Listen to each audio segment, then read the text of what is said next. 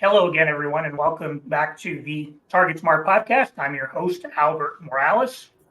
Special thanks and shout out to our producer, Anthony Sanfilippo, who helps us pull this together every week. This week, we have a guest who really needs no introduction. Her name is Amy Pritchard. What can I say about Amy that those of you in the political space don't already know? Amy's an entrepreneur. She's a donor, a strategist, organizer, trainer. She builds things. Her work travels have taken her to over 24 countries, doing great work to save democracy, promote it. And she's worked on just about every state in the country here in America. So we're going to invite Amy to come in and Hey, Albert. Hi, Amy. Thank you again for agreeing to be on our podcast this week. It means a lot to me. Not every week that I get party royalty. No offense to my previous.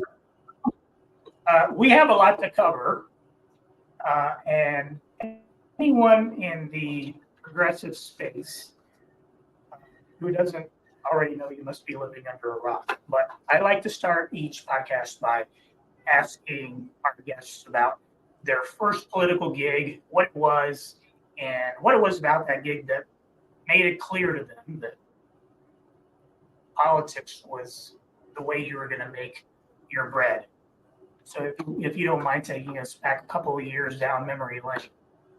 Not at all. I was one of those strange kids that figured out what I wanted to do early in life and never really changed it. I guess I was first exposed to the political world when I was in high school.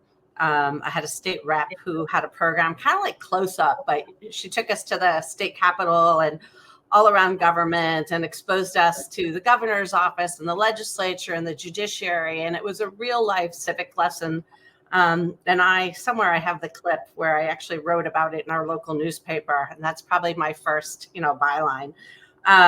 But my first job came a few years after that. Actually through her, I was so enamored with the process and the political world that I asked her if I could intern. And I had what I realize now was actually very rare, which was an actual paid internship. This was all the way back in, and I'll date myself, 1986.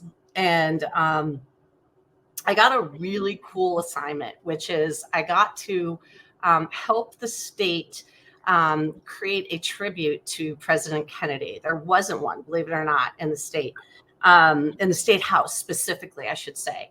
And so there was a commission that didn't really have much of a budget. So I was assigned to help organize the committee of people who were creating a tribute to President Kennedy at the State House. And through that, I met much of the Kennedy family, including John Kennedy and Carolyn Kennedy and Jacqueline Onassis. And Joe Kennedy was actually running for Congress at the time. My congressman was Tip O'Neill, for those of you who remember Tip O'Neill, iconic Speaker of the House. So I grew up in Tip O'Neill's district. So that tells you something for those of you who remember Tip O'Neill. And I got like an incredible exposure to politics super early in my career and access to people that even today it's hard for me to fathom through that, So, and then I went on to Joe Kennedy's campaign, and that's how I ended up going to DC. I got an internship in his office on the Hill when he was elected. And then, of course, I fell in love with DC and politics. And then I worked on the Dukakis campaign, and that's how I got to presidential. And we'll be here all day if I really tell you all the stories. But that gives you my beginning. But who shepherded you along the way to obviously you had to be very assertive on your own behalf, but was there a teacher that really encouraged you to do so? I had so many. Really? Yeah. I mean, very early, Nick Petropoulos, who was an advisor to Governor Dukakis, was someone who took me under his wing very early. He went on to become one of the senior advisors to the Dukakis campaign. So again, I had access and and got pretty high exposure super early.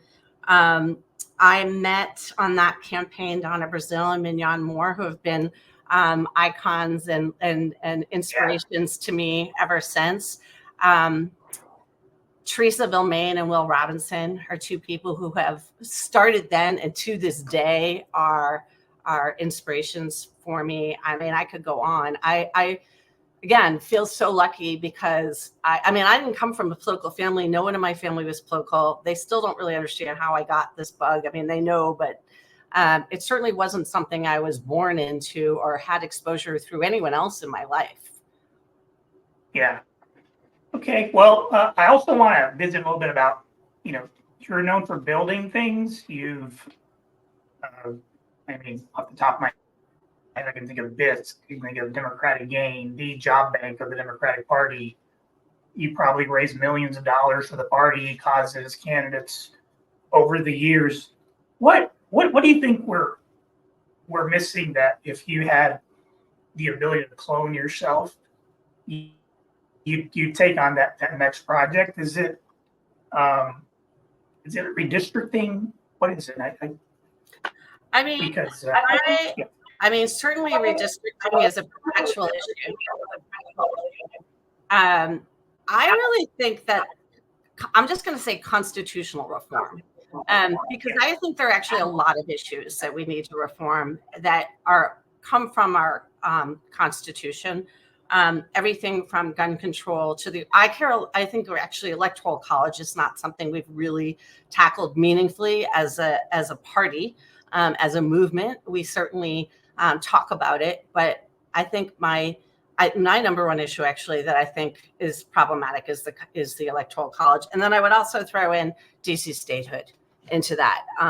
I think, we have glorified our Constitution, some for good reasons, but the reality is it's a document that was written by, largely slave owners who didn't want women to go to school or vote, and we live in a very different world today. And I think there's a lot of things in that, from the Supreme Court to, like I said, guns to electoral college and so much more. I mean, redistricting certainly fits into that as well. I mean, I think it's an outgrowth of that. I mean, I think we have massive inequity in this country right now, and a lot of it comes from these problems.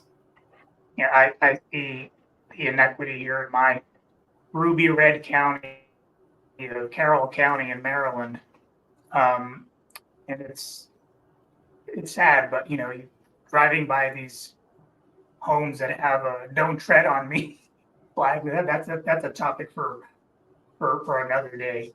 But no, I do think constitutional reform is going to be a big one. We'll get into that a little bit later, but. And not to shortchange the work that's being done out there on redistricting. I know we have great people working on it, but it seems I remember working on it back in 2000 when I was working with the DNC on a state legislative redistricting project that Terry McAuliffe had convinced donors was a worthy endeavor, and I got to know some of my counterparts at the RNC. And there was this gentleman, Tom Loeffler, who since passed away, but he was the redistricting guru. I remember him telling me, yeah, I have a permanent office in the RNC, and we work 24/7, 365 days a year. I never leave. It's all I do. I do maps. Well, we closed up shop a couple of years later, and then it started again in like 2010 or whatever. Of course, we were way behind. But anyway, be that as it may. So I mean, I think we've made that with the National Democratic Redistricting Committee finally, right? Like, I mean, it certainly feels like an important and permanent organization in our, that is blessed and supported by the party. But the work is it may take decades more. It certainly has already been decades, to your point, of working on this, right? Yeah. So speaking of campaigns, we're in a permanent campaign. I believe that for some time, whether fact that 1 in 3 women can't get access to an abortion in this country now. I think this week in Iowa, the 6-week ban took effect. You talk to a lot of grassroots operatives throughout the country through the work that you do. Do you think the average activist understands now that there's no day after the election, it just continues? We're gonna have to work really hard to reverse a lot of these laws that were put in place by none other than our former president. I think the activists, I don't know that the voters do, I do think that, and I give some credit, I feel like we're in a very different space since Trump won in 2016, right? As a party and as a progressive movement, I certainly don't, we're so much bigger than the party, right? But as a movement, as a progressive left movement, including the party, we're in a very different space today than we were pre-16. And so I think, there were groups like Move On and some others that did the sort of perpetual campaign at scale. But we've really seen that up. So I'm bursting out of my skin with excitement and enthusiasm about our new nominee. I think that the party is unified and more mobilized than ever. And I think there's a lot of things to notice about this. You were asking just about whether we're in a perpetual campaign. And for those of us that do this work, for those of us that, and even activists who are, very passionate about some of the issues, we never stop, but we can't do this without this kind of enthusiasm. I was despondent a few weeks ago. I'm not gonna lie. I'm not even sure I knew how depressed I was, because it just felt like such a slog, right? It just felt like we weren't getting there. Nothing has changed, by the way, in terms of the stakes. Nothing has changed in terms of the issues. Literally, the only thing that's changed is our candidate, right? And so that shows you the power of the candidate. But it's all connected because we're seeing a groundswell. We're seeing people who've never been involved step up and engage right now. So that gives me hope, and it gives me encouragement that it will trickle down, not just to from the presidential campaign, but all the way down the ballot, because we need that right now. We really need that right now, especially because back to, your point on redistricting and other things, I actually have always believed that we had the numbers, but the lines are against us, right? Between the Electoral College and redistricting, the lines are against us. And so we need this more than ever. So it's an exciting time. We got a lot of work to do still, nothing to take for granted. Yeah, I tell my Republican friends that their affirmative action is the Electoral College. It is. It absolutely is. And they chuckle because they get it. They're not. Yeah, they know. It's insane that the amount of disenfranchisement of real people, real voters, and ultimately everything that goes along with it, from resources and all the laws that, there's so much that's impacted by it. And I don't think back to what do we need to do? I actually think we need much more of a commitment to changing it. I love seeing President Biden step up and offer changes to about the Supreme Court. But this comes back to my point about constitutional change. I've long felt like we actually needed a true constitutional convention. I think our times warrant it. There are people who think I'm crazy for saying that, but I really believe it. I think the time is past, actually. We're past time for it. But anyway, because there's so much change that we need. There's no single fix. Well, speaking of Kamala, so my wife and I had a tutorial from Martha, our daughter, who's 14, on all things Kamala, TikTok, coconut trees. I haven't sensed this excitement since 2008. I know a lot of people are saying that, but it's true. It is true. Absolutely. 2020, but it was still your COVID, and there wasn't, you weren't talking to people. Now it's she wishes she could vote. And sadly for her, she's a solstice baby, so she won't be able to vote in the next presidential election either. But she and her friends are really excited about Kamala, and they're like, is Taylor Swift going to be at the convention? I don't know. they're That's awesome, though. We need them excited now. Hopefully they keep that enthusiasm, right? And hopefully they excite parents. You don't need the excitement, but a lot of parents out there do. And I think they get inspiration from their kids. They feel as though they've gotten the rug pulled from underneath them, and rightfully so. It's just so what do you think is how does that translate, do you think, today versus 2008? I mean, do you feel the same level of I think you just said you do, but are you seeing it? Yeah. I mean, first of all, I really think that the youth have changed a lot in the last several years. I don't think it's been, Kamala, although she's benefiting from what's been happening, right? But I mean, we saw it certainly with the protests over the war recently. We're also, I saw it. I mean, I have to say, a few years ago, just getting to know some of the Gen Z kids. And I'm not just saying that generationally, but literally like the group that organized originally to support Biden from 2020 and have been mobilized for a variety of causes and issues since. And I've never seen anything like it in all my years, to see youth this engaged, this professional, and mobilized. And so I'm hopeful. I'm really hopeful because I think they get it in a way that I think for so long, I mean, I do direct mail and I know we'll talk about that a little bit, but I think for so long our party wrote off the youth, right? We wrote off like they don't vote, they don't engage. And so, we've had young Democrats and college Democrats, and certainly there have been other youth programs. Credit to Tom Steyer's, Next Gen. I mean, we've certainly seen organizations dedicated to youth, but this hasn't been organizations dedicated to youth. This has been youth or dedicated to themselves and then forming organizations, right? And so I've never seen that before. Really haven't. Not at scale. Certainly you could point to some individuals who've been amazing over years. I don't want to say there hasn't been anyone. But as a collective, I've never seen anything like it. And I think it's amazing. And I think it's awesome. Can you think of any tools that are around now that were not around in 2008? That are probably going to be oh my God, we don't have time. Yeah. Well, of course, social media, I mean, we had it until 2008, but not in the way that we have it now, right? I mean, barely.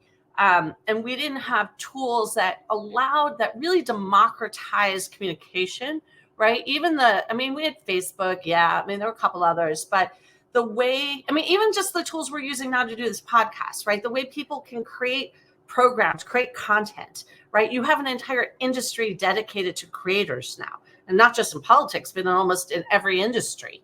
And that's because of some of the tools that are available. And so, I would say the tools came because the creators are the tools. I don't know. But either case, we have it in every aspect of the work that we do. We have it for organizing. We have it for fundraising. We have it for communication, And so I love it. I went to Networks Nation a couple of weeks ago, and one of my favorite things to go to is they have a new tools competition. And I love going to it because I love to see the new tools. I'm always trying to figure out what's the latest thing. How do we use it? Who's thinking about what? AI obviously blowing up everything that we do, both for good and bad. I think that it is, I would say it's still a net positive. But obviously it's, got potential in causing already some real harm as well. But AI alone is something that has transformed what we do. So yeah, I could go on, but. Yeah, so you mentioned direct mail, and I remember when the internet came about. I'm backtracking a little bit to like the late 90s, and I still remember like printing out the MAPSCO books and the streets that we were going to canvass, and then faxing the walk sheets to Washington. And then I had this one memory of Martin Frost. He knew the district so well that one time I submitted these precinct walk sheets. So he's reviewing them, and next morning you get a call, and it's like, who was on this canvas? I'm like, well, I think that was Pedro and Mark, but I'll be sure to follow them tonight a little bit closer. And I said, why do you ask? And he says, well, Mrs. Jones is not going to vote for me because she died about 4 years ago. And then there's this other individual on here who certainly will not vote for me because I couldn't help him with this SSI. And he went down this list of people that he knew definitely either not alive or they weren't voting for him. All this to say is that, I miss working for that type of candidate who like really got into it and who knew the district. I think now a lot of it is done by tools and emails and whatnot, whatever. But I went off topic a little bit there because I had a flashback. But getting back to your contributions, Amy, a lot of people know you for direct mail. And again, when the internet really exploded onto the campaign scene, I remember thinking, wow, what's going to happen in direct mail? People are now going to get their stuff via email and through this computer. And I know a lot of people in the business, but direct mail, I still get bombarded every campaign by, whether it's a candidate or, cause, and not to mention the other marketing stuff that comes in the mail. But how has direct mail withstood the test of time? I think it's only gotten stronger. It has gotten stronger. Absolutely. I think it's gotten a lot stronger. I mean, like everything else, we have a lot of tools that have helped it get stronger. Of course, this is a Target Smart, so I'll give Target Smart a shout out, a Target Smart podcast here. But the data has really allowed us to get smarter and better in how we communicate and who we communicate with. You just gave the example, Martin Frost, who was also someone I enjoyed working for when I was at the DCCC and he was the chairman. The data is still guiding us in so many ways and making us much more efficient. We can be still much more targeted, more precise with mail than almost any other medium. Other mediums, certainly digital's catching up, but it's still nowhere close. I think there are a lot of reasons why mail has stood the test of time, and I think will continue to stand the test of time for a long time. Most recently, it feels sort of obvious, but the pandemic, where people are getting almost everything they need delivered, right? And so, thank you, Amazon. I have a lot of feelings about the company that are not particularly good, but driving this industry of having things delivered has certainly helped the mail business. So I appreciate that. As long as the U.S. Postal Service is around, direct mail will be a powerful medium. And even if it wasn't, I'm sure we'd find a private way to do it as the alternative. So, I think that mail does a lot of things that other mediums can't do. It has a staying power, right? Literally, tangibly, you touch it, you can keep it. Not that everyone does. Obviously, I'm not delusional. I know most people, if they look at it at all, are looking at it on their way to the trash barrel to throw it out, or hopefully the recycling bin. But, unlike any other medium, most people only have one, right? So digital TV, it's so diffused. How many channels are there? How many sites are there, right? And so people tend to check their mail once a day. Some, maybe only a couple times a week, especially if they have a P.O. box where they're getting it for the most part. But it has a staying power. And, over and over, we do tests. I'm a big believer in testing what we do. I'm glad we test what we do. We didn't used to test what we do. That's another big change in our industry, right?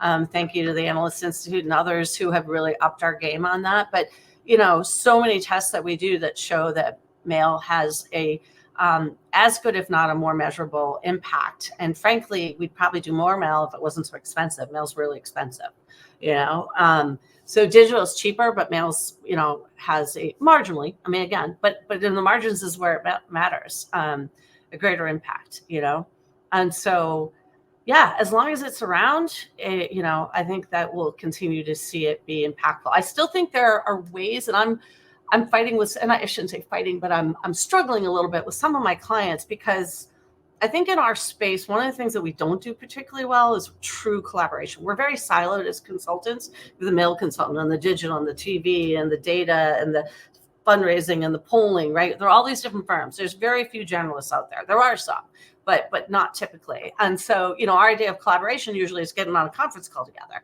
right? And so we're really pushing to collaborate closer with our digital friends, because I think that mail can be, most direct response mail is done in fundraising, but I think we should be doing more direct response mail in persuasion and turnout, and really trying to push people to take action. And so I think people want to be asked to do stuff. We obviously ask them to vote, right? So that's an action, but we're really trying to be more collaborative with our digital friends of driving people, whether it's through a QR code or a URL or a tariff card or somehow to engage with it. So I remember when the conference calls for the campaign consisted of the campaign manager, the direct mail consultant, and the pollster. We have communications director on there now, but last cycle when I was at a previous firm working directly with campaigns, we had these statewide candidates. It was literally 50 people on the call. Yeah, I'm still on a bunch of those. I'm thinking this is lunacy, but I wonder if... I don't think it is. Well, first of all, I will say this, one of my passions, as you know, from Democratic gain and now gain power, is just talent, right? And I'd love to spend a few minutes talking more about that when you're ready. But just back to the conference calls, I think that we act too often like there's like this elite group of strategists who control everything. And so I think kind of democratizing some of the communications within the campaign so that people who are closer to the voters, which is Field and others, have access to those conversations and are listening and contributing, I think is really important. And so if you've got a big campaign, I see no reason not to include. That doesn't mean everything has to be done by committee. Don't get me wrong. That can be just a drag. But I think giving more people access is important. I do want to talk a little bit about Democratic gain. I mean, you're known for having the biggest job bank that's, again, also withstood the test of time. There's a cemetery chalked up full of organizations that have come and gone over the years, but it's now really an institution that we've added to the Democratic Party's family. What if you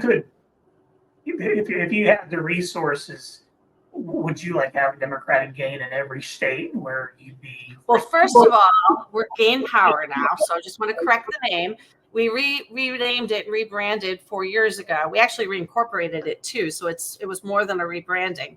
But yes, 100%. In my fantasy world, we would have Gain Power chapters everywhere. And we would have a lot more going on around talent. And I don't think it's just about us. I mean, we do. I have a lot of ideas about what I want to do with Gain Power. Don't get me wrong. There's a lot more work that I think we need to do around talent. And I think the movement, the party, and the progressives need to. I mean, there's a handful of organizations. Our partners at ARENA and NDTC, the National Democratic Training Committee, come to mind. And there's a Repower, which I love. And like I said, a handful of others, and there's some state-based ones as well that really focus. But at the end of the day, it's like a drop in the bucket is invested into talent development, into leadership development. It's really about leadership, right? Every organization is driven by people. It's not driven by data, and it's not driven by technology, right? It's driven by people. And so I don't think we invest enough in the leadership development pipeline from the recruiting end, but also to the senior end. Somehow people act like, we should only train young people or new people, right? And I think we all need it. I'm continually looking to learn. Like I said, I go to the conferences and I go to not just to network and stand in the hallway talking to my friends, but to learn, right? And I think that we need to really prioritize learning and having, you look at other professions, and they have continuing education, and they have it mandated for some people, right? If you don't take a certain number of continuing education credits and courses, you lose your licenses, you lose your ability to actually do certain work, right? And I think we should have something more like that, and not necessarily a single standard for it, but I think there's a lot to continually learn, and I want to see more people investing in that.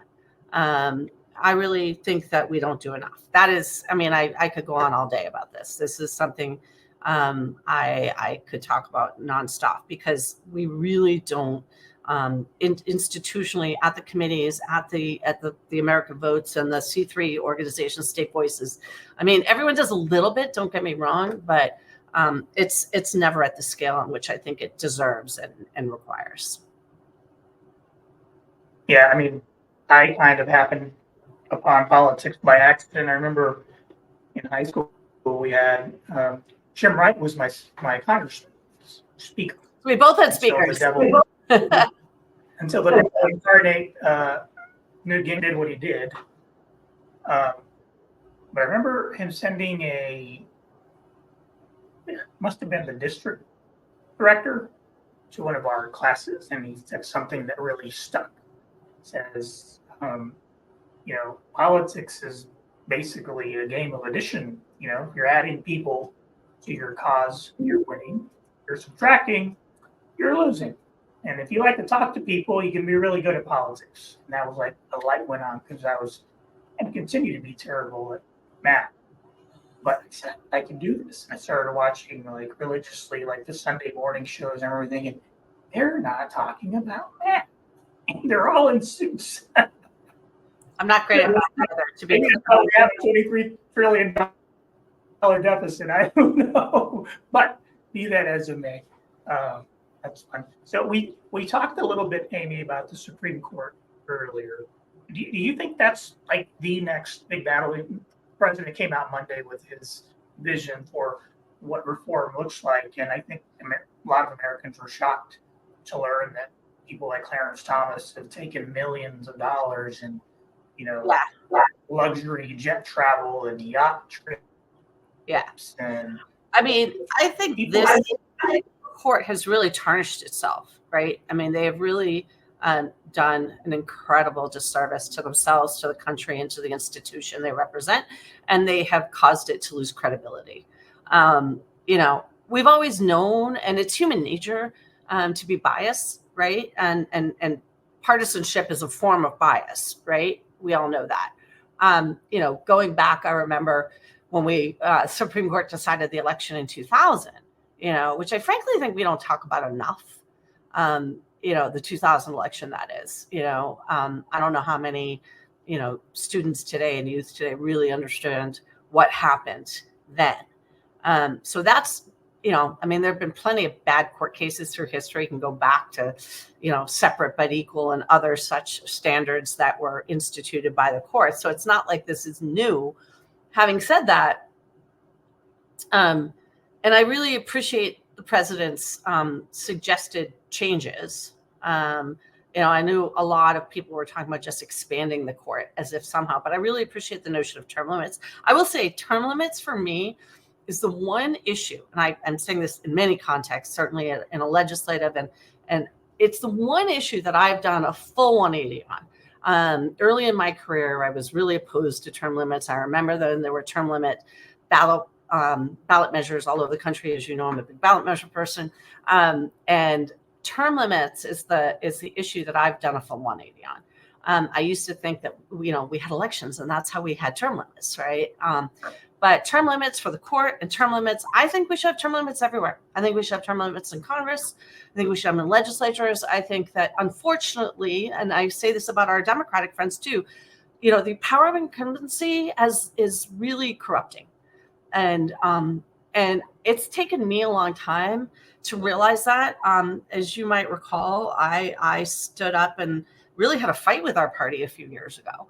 A pretty public fight anyway, when our party went to try to protect incumbents by banning consultants from working against them. And I took a pretty public stand against that, which was not something I I'm proud of it, but I didn't relish it. I don't like fighting with our party about anything. But I think again, when we see people fighting to protect incumbents rather than protect people is when we're losing, right? We're losing our own soul. And so I have mad respect for our democratic relationship. Don't get me wrong. And particularly Speaker Emeritus Pelosi and I'm a long time Hoyer person. I've been the treasurer. A little known fact about me is I've been the treasurer of Steny Hoyer's PACs for 20 years now. And so I'm a big Hoyer fan. But when our leadership fights for incumbents over people, right, and pushes back against democracy, which is running for office, we have a real problem. But back to the court, I think that term limits are necessary. And I'm glad to see the president advocating for that. I'm a little unclear about the vehicle, and other than back to more constitutional reform. But that goes back to my point about needing more constitutional reform. So sticking to that theme, you mentioned all the work that you've done on ballot initiatives. I really do believe that Gen Z is going to amend the Constitution. They're going to amend the Second Amendment, whether the older folks listening to this like it or not, because they've lived with these drills that, quite frankly, I think are terrifying, right? Yeah. You tell a kid, go hide in that closet. Or I remember tornado drills in Texas. We did those every month, every other week, just to be prepared. I got to tell you again, back to just having been at Netroots a couple weeks ago. I had the privilege of seeing Representative Justin Jones in person speak, and others, but him in particular on this topic. And this is the state rep who was literally kicked out of the legislature for trying to raise the issue, right? Which is just insanity. And obviously is building a movement because of that. We need to, the gun issue alone is reason to challenge this court. And I couldn't be happier to see the youth movement from the March for Our Lives to seeing David Hogue's new organization, Root Candidates to Run. We're really seeing amazing leadership on this issue. I'm just heartbroken it's needed, but it is. Well, and I'm going to switch gears a little bit here, but, as data operatives, I think we tend to overthink the political science. You alluded to that earlier. We now have model scores for voters and a host of other nuanced tools. I took a step back recently and took a look at some of the numbers, just raw data. And I found there were at least 10 million more registered women voters in this country. Do you think that anyone in the Trump orbit ever has taken a minute to think, okay, it's a simple arithmetic here. We're going to pick a battle. We're going to literally make second-class citizens out of most women in this country. Well, unfortunately, a lot of women are with him, and that is work that we have to do. So, I think about this a lot. I think about women a lot. I would say gender equity, gender equality is probably my number one issue. And abortion is just a piece of that, obviously. But body autonomy and more. But, I have to say, back to just my excitement, seeing these identity groups, seeing the white women step up after the black women, seeing the white dudes step up after the, all of it, has been amazing to watch. So I'm more optimistic today than I have been in a super long time. But many women have not been allies, and particularly white women, as we know, right, have not been allies. And yeah, I mean, he's actually using something to his advantage that has essentially been baked in for a while, and preying upon other fears that they have, and so yeah, on our side, we just have a lot. We have a lot of work to do. I'm thrilled to see groups like, Red Wine and Blue, and there are a lot of other women's groups out there, Supermajority, tackling this from a lot of perspectives. I do believe this is an abortion election, but having said that, abortion is not the only issue women care about, right? And if we aren't talking about more economic issues, right, then and education, I worry we're not going to get those women back to our side. And we got a lot of work to do. We got a lot of work to do. Women are fired up, and we're fired up about abortion. We're fired up about a lot of things, but I worry that we still have a lot of work to do on his side. And we have a lot of work to do on registration. I saw some numbers, and I know there's been a surge. Again, there's been a surge in everything. There's been a surge in enthusiasm. There's been a surge in fundraising. There's been a surge in voter registration. But we aren't registering enough people. I saw some numbers a couple of weeks ago. I don't have them in front of me, so I don't want to make them up right now. But we are lagging in voter registration significantly as a party. And so we just, it's you say it's an endless campaign, a nonstop campaign. It is. There's so many things we have to do. It's not one thing or two or three things. It's everything, and I'm glad that we largely have the infrastructure in place. I do think, candidly, we spend too much money on media, and I might even count mail on that, not personally. I think we need to spend a lot more early on the registration and on the engagement side, than just, the amount of money that we spend on persuading voters and, linear TV and otherwise. But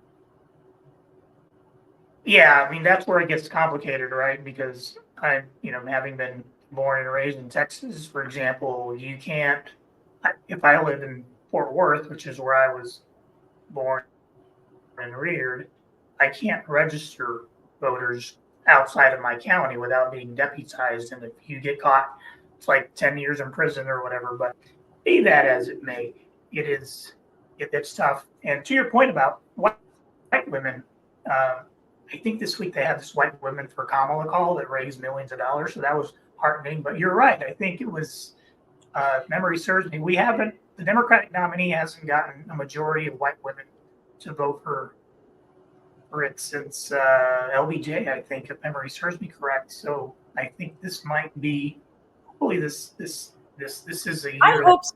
I really hope so. I mean, I think we have a lot of work to do between now and November. I still think it's the activists who are ginned up and not the apathetic, and we've got work to do on the apathetic, and hopefully maybe Kamala makes them less apathetic. But whatever it is, I do think it's something we have to do all the time. It's funny. I thought a lot about, and I'm sure those of us who do this work have all thought a lot about community and sort of the tribalism nature of our work, just because the way these calls have sort of organically formed. And on the one hand, it's just beautiful to see, right? It's really beautiful to see. And on the other hand, I find it a little bit alarming because I don't like seeing everyone so siloed, right? So I love it because I find community myself in it. I joined that white woman call, and I was texting 5 other white women while I was on it about how exciting it was, and again, I think we particularly as a constituency have so much more work to do than almost anybody else. But you're a Latino male, you've got like a lot of work to do too. We all do, right? Like there isn't a group that doesn't have more work to do. And I hope that, and I do believe, this is probably why I'm most excited about Kamala, is I think that she can bring us together in the most positive way. I really think she can unify us, not just as a party and a movement, as a country. I think we've been so divided for so long. And I've been despondent about it because I do believe our democracy is at stake. If they win, and right now I don't think they're going to. But a few weeks ago I did. And so if they win, I'm not saying it's all lost. Like we're all going to keep fighting because that's who we are. But it's problematic. I mean, you mentioned I've worked in a lot of countries.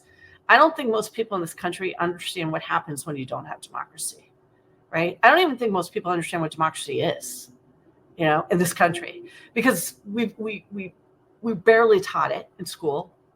Might have had some 101 government class or some civics class, but most people aren't really taught it. And if you don't actually work in it, and you don't fully understand it, and there's so much we take for granted here that you can't even imagine. The overturn of Roe v. Wade and the Dobbs decision, and there's been others. The decision giving immunity to the president are just two examples. I mean, we can lose so much overnight, and I don't think we would recognize this country.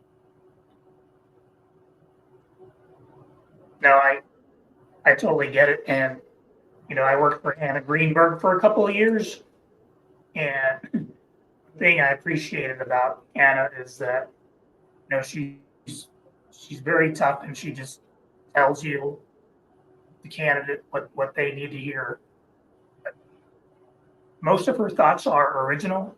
And one that stuck with me was one day she told me, you just got to remember, we've been winning since 2018, and we haven't stopped.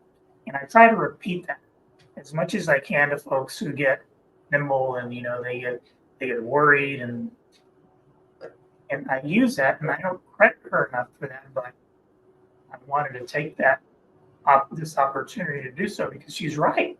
Yeah. We've been getting, since then. There isn't a special election that we haven't won, a meaningful one. Yeah. And where we lost, it's been because of poor candidate quality. We were asleep at the switch or whatever, but those are very few. Yeah. That's why I've never really been. I really appreciate your colleague, Tom Bonnier, and his bro friend, Simon Rosenberg, who's a very old-time friend of mine as well. I actually was roommates with his brother in college. So I've known Simon a very long time. I really appreciate what the two of them have done, and they started doing before the last election, because, and I'd like to see more do it. We don't have enough of a positive narrative on our side, and the chattering class and the political class, and frankly, at the party. Again, that's why I'm so excited about Kamala right now, because I think she's presenting not just a positive vision, but it's just everything about it feels positive and joyous, right? And so winning takes a positive attitude, right? I believe, anyway. We have been winning. The numbers are on our side. We have so much more to our advantage. But having said that, it's still always been close, right? And when we lost, it was close. And so we just have to do everything. We can't take anything for granted. I literally, I have a reminder on my phone now. It's like waking up going, what am I doing today, right? And I mean, I literally live and breathe this every day, but what's the different thing? What's the added thing? How am I going to make a difference today, And I think everyone has to do that. Truly, every one of us. I think that too many people believed that Hillary was going to win, that they didn't think they had to worry about it, right? They really didn't believe the threat that Trump presented. And not only, did we now live through 4 years of it, he's gotten smarter, and his people have gotten smarter. So the threat, I think, is actually much greater right now. I'm far more worried, even though I'm far more optimistic. Those are weird, conflicting feelings, but they're both real. We have a huge amount of work to do, every last one of us. And so whether that's through our work, obviously you and I both work in this business. I work for a lot of clients, and I work, every day to support talent in this space and try to help people build their teams. But I also think about, okay, who in my family can I call? Who can I reach out to? What stranger can I stop on the street or on a plane or on a, because it's just every second of every day, I feel like the only thing that is not on our side Although again, still feel positive is time, right? That is like the one lesson, like we always have to remember. It's like, that's the thing we can't get more. We can get more people, right? That one-on-one class of more people, more money, we can get more resources, but we can't get more time. And so I wake up a sense of like, oh my God, every second that ticks, we've got more to do, you know? So before we close, I wanted to get your thoughts on the VP selection. I know everyone's abuzz about it. We got Andy Beshear. Governor Cooper took himself out of the running, but there's also Senator Kelly in the mix. There's Shapiro. I think the dark horse is still Big Gretch in Michigan. Even though she says, I mean, that would be like, not to toot my own horn here, but I started a Substack not long ago. I haven't written a lot on it, but I did write about why I think that Gretchen Whitmer and Kamala are the best ticket we could possibly have. And candidly, I wrote it before Biden dropped out, but I modified it a little bit when it was confirmed, and I didn't publish it. Basically, thanks to another one of your colleagues, Jamal, who I shared it with a couple weeks ago. He's like, you might want to wait before you publish that. And I really believe it, by the way. I really believe it. I really think that Gretchen Whitmer is the smartest choice to make for a whole variety of reasons. The last of which is gender, not the first, by the way. But to me, gender is like the icing on the cake. It is not the cake, right? And so I think she's the strongest. I think she's the toughest. I think she's battle tested. I think that she is fun, exciting, smart. I mean, I could go on. I'm gushing because I'm just such a Governor Whitmer fangirl. Having said all that, I think that, we have an incredible bench, right? And so I'll be a little disappointed if it's not her. But another post I did is like, I don't buy into the narrative that we need a white male. And I think that we do ourselves a disservice when we say we do. I think that, and by the way, shout out to the white men and our friends who did the White Dudes Call. I love seeing them organized too. I think we can get more white men without necessarily having a white man, right? I just don't buy into that. I really don't. I buy into having the right personality and the right chemistry. I like Gretchen because she's a fighter in the way that I haven't seen as much of the other guys. But having said that, I would personally probably say Walz is my number 2 and Kelly is my number 3. But that's, I'm not sure anyone cares about my thoughts beyond you at this moment. But, I think we've got great candidates. I know great things about Governor Shapiro, too. I worry about him a little bit, but I think Pennsylvania is a state we have to win. We should win. So if he can help there, great. I think Andy Beshear is fantastic. I think he represents what we need in the South. And I think that he can bring a lot to the ticket. I don't think he brings us Kentucky, but that's okay. I mean, I think he brings other strengths. So I think that we have amazing candidates, and I think we have an amazing party, right? Like we really do. We need to sing its praises a lot more. And I'm proud of our party. I'm proud to be a Democrat. And I think part of that is making sure we know. I think credit to the other organizations, again, Ross and our friends that Run for Something and others who have really inspired people to run for office. I think back to being positive, I think we all need to do a better job at advocating, not just about our party, but about our country and our government. And that government is not a bad thing. I feel like Republicans spend their lives running against government instead of for government. And I think that government is a force for good. And I don't think that's a bad thing. I don't think there's anything wrong with government being strong or being big if it's effective, if it's impactful, if it's helping people, right? A big bloated government that doesn't help people is a problem, but a big, strong government that helps people is wonderful. And I'm for that. And so I'd love to see a bigger government if it helps people. Right? I want to see more healthcare. I want to see more education. I want to see better roads. I want to see better infrastructure, right? I want to see more investment that only government can do, and I don't think that's a bad thing. And I'm fine paying taxes if I'm getting services with it, right? If we're all benefiting from it. And again, I don't think we talk enough about that. It's not about big government's a bad thing. A bad government's a bad thing,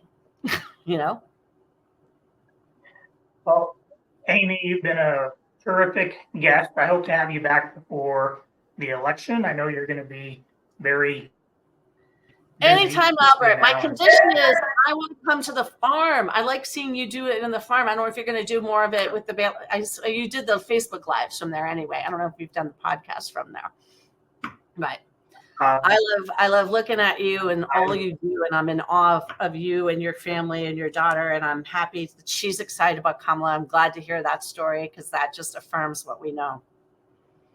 Well, you have to love the farm to live the life. Getting up at 5 a.m. in January is not my favorite time of the year to do this. Well, when I get stronger, I broke my leg in May. I don't know if you knew that, but I fell down and broke my leg, and so I won't visit until I'm ready to contribute. How's that? But it's lovely to see and fun to see. So, and thank you for having me. Thank you for doing this.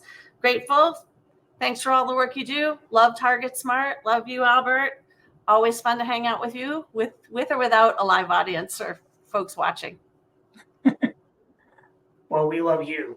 We love you. And folks, remember to subscribe on YouTube and follow us on wherever it is you get your podcast, whether it's Spotify, Pandora, Amazon, you name it. We're everywhere. We're global. So thanks for tuning in. We'll see you next week.